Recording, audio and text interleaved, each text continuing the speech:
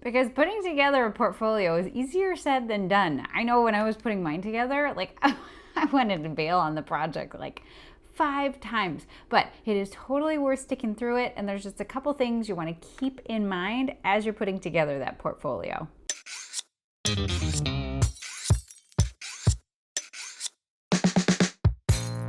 What's shaking bacon? I'm Joni Simon. Welcome to my studio. This is where I do food photography, and the goal here is to grow your food photography skills so you can feel confident behind the camera. And all month long, we're continuing on in our discussion about business and the business of food photography. Last week, we talked about how I go about getting clients, but of course, the next inevitable step in the getting clients process is they want to be able to see your work. And the way that we do that is through a great portfolio. So to guide our discussion about portfolios, we're using this book right here. It's a part of the Bite Shop Book Club, What They Didn't Teach You in Photo School. And so as far as the discussion about portfolios, it starts on page 94. So if you picked up this book and you're reading along, hop on over to that page. If you want this book, I've got it linked down below. And so one of the first things I mention is that a portfolio can take different forms depending on the situation, who's the potential client, what are we trying to accomplish. And so a lot of us, of course, are familiar with the idea that a portfolio is a part of our website, that if somebody goes to jonisimon.com and they can hit the portfolio link, and then it takes them to a gallery of my selected images that represent my work and my capabilities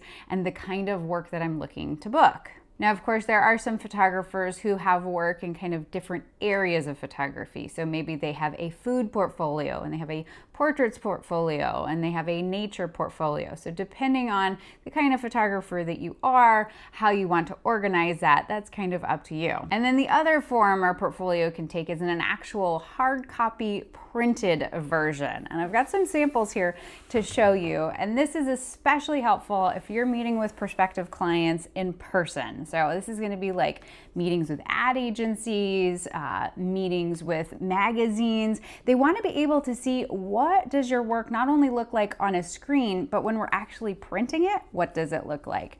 And so our friends over at Saal Digital very kindly provided these beautiful samples of my portfolio just to show you what's possible, but they've also sponsored today's video. So thank you for Sal for helping support the Bite Shot and food photography education. So these photo books, which come with these beautiful cases as well, are handmade and a part of their professional collection. So this is the 8x8, which is a great little kind of compact travel size, but then the big like showcase is the 12x12, a bit more of a traditional format.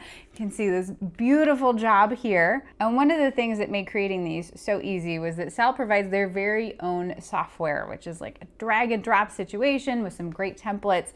So you take all that guesswork of formatting out of it for you. And then they also provide ICC profiles and color management information, which we know is so important to ensuring that the colors are represented accurately in our images, so that then when we show the prospective client that gorgeous burger, that first of all, the colors read correct and that they're just absolutely blown away and cannot wait to hire us. And I have to tell you, when something like this shows up with your images beautifully printed in real life, and you can touch it and you can feel it, like there's just something so different about that than looking at it on a screen. And so certainly is something that can set you apart when you're meeting with a potential client is a really great printed portfolio. So if you want to print your very own professional portfolio, I highly recommend Sal, not only because of course they are sponsoring this video and that I have actually seen their work in person, it's absolutely stunning, but also talking to a number of industry colleagues, they come very highly recommended. So if you want a special discount for printing at Saal Digital, you can follow my link down below for a $20 off voucher. And there is both a US link as well as a European and Ireland link. So go check those out down below and save $20. But now the tricky part of putting one of these together then is deciding like which images go in here, what order do I put them in? Like how do I even make that decision? Well, fortunately, again, our book right here has got some really helpful tips in order to guide those selections. And it's not just about selecting your favorite images that you've ever created, because your favorite images and what's going to potentially sell you to a prospective client can be two different things. So the first tip then is to have a theme running throughout your images. Now, certainly you might have your own personal aesthetic, which certainly should be communicated through the application of your images. Like, they should all look like they go together. The way that I like to explain this is in watching like a fashion show that, say for example, I don't know, Calvin Klein has a show that it's his spring, 2019 collection, that you can see from the first look to the final look that all the looks in between, that they all cohesively go together. We understand them as a collection, but they all demonstrate different aspects, that there's something different and unique about each of them. But at the same time, we can see that they're all related. So like, for example, this cupcake photo. I love this cupcake photo for my own personal enjoyment, but for the purposes of my portfolio, it doesn't really match in line with the overriding body of work that I've created, and two, isn't necessarily specifically appealing to the kind of work that I'm looking to book. So then that takes us to point number 2 that we talk about here in the book, is to be ruthless and to cut and to remove and take things out, because ultimately what you're going to want to end up with is a collection of 20 to 30 images. Now, certainly I've seen online portfolios of, high-end professional food photographers who have, hundreds of photos, but you think about being able to communicate a really quick snapshot to a prospective client. And so you might have images that you absolutely love, but you have to be ruthless and only go with what is going to make sense in terms of your collection. And so then that leads into our third point, which is talked about here, which is then also really considering your audience. That when I am showing this portfolio, who am I showing it to? Well, I'm showing it potentially to ad agencies who would be creating commercial advertisements, or meeting with magazines who are creating more editorial style things. And so in the consideration of what I'm selecting is what are images that would appeal to those audiences.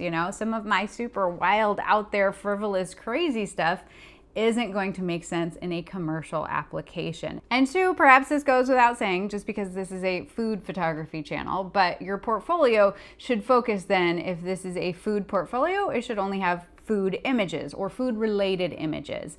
That, having images of chefs or action shots in a restaurant, drinks, food, recipes, restaurant food, like that all makes sense together. But if then I just threw in a random landscape, obviously that would not go together. So creating a portfolio is a little bit easier if you're like me and food is your sole focus, and so that all works together. But if you are have a broader perspective as a photographer and you're doing weddings over here and you're doing portraits and headshots over here and you're doing food over here, then you're going to want to create a portfolio specific to each of those disciplines. So then the next tip is all about what order do we put these in. And so that's highly recommended, as they talk about here in the book, is to start strong and to end strong, so that the image at the very beginning and the image at the very end are the highest impact. They're maybe the most interesting or the most engaging, the most communicative of what it is that you do. Now, not that you're going to put crap in the middle, but certainly like those strong bookends will really help, a strong opener, a strong closer. And so then kind of bridging out from there, what I personally like to do, and again, everybody's going to have their own particular method as far as this goes,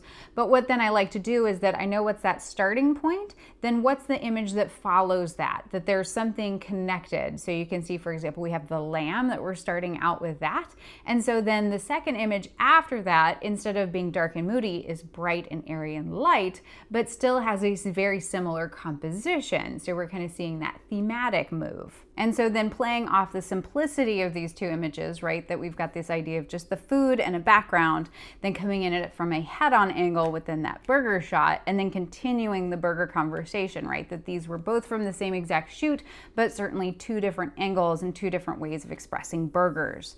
And then from there, kind of continuing on with something of a very similar color palette, that we've got kind of this more rustic, moodier, lived-in, cozy feel. And so having this full page. And it's okay if your seam is here on the food, at least for me personally. You know, I see this in magazines and I see this in some of my favorite publications. And so certainly if you have a problem with the seam being in the middle of your food, feel free to not lay it out that way. But I really like this kind of full page spread that you can see with these two different pages in this kind of elongated version, which I think really complements this particular dish. But then just so that things don't kind of get monotonous, I mean, we've certainly had this connection, so we kind of change things up, and we've got this dark and moody cozy, and then we're going to very simple, clean, and refined, kind of visually changing things up. And this was then when I'm moving into more portraits and more drinks, and we can see, again, there's a lot of similarity in the use of colors and tones.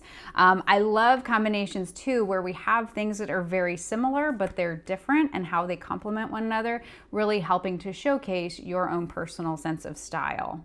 Now, one of the things that I learned about my work in creating this portfolio, and as I mentioned, this was such a hard process. I mean, it literally took me an entire day to select the final 24 images that I included in this portfolio, but it is such a helpful exercise for you just to really be ruthless with your work and to go through it. But there were plenty of times that I was like, forget this, like I can't pick. Like I got so frustrated. But one of the things that I noticed that I didn't have a ton of in my work that I definitely am going to be working on in this next year are more action photos and chefs in restaurants and those kind of more people lifestyle kind of photos. And so I incorporated the stronger ones that I did have, but I see that that's a gap in my portfolio and something that I want to add to, so that then, you know, a year or 2 years from now, that when I go to print new portfolios, that I have a sense of direction of what I want to make sure is included the next time around.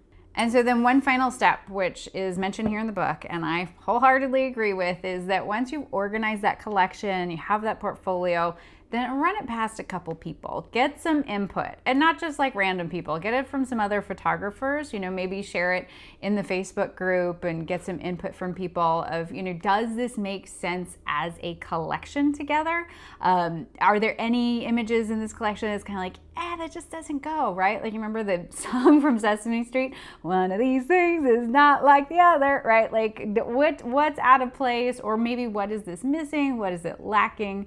And just get that feedback then before then you finally publish and put out into the world that final portfolio. But then too, as I already alluded to, this will not be your final portfolio that you'll have forever. You will continue to grow your body of work. You'll continue to grow your skills. And so for sure, a year from now, 2 years from now, I will definitely be creating a brand new portfolio and adding to it that will more accurately represent the kind of photographer that I am, the kind of work that I'm doing, and the kind of work that I'm looking to book.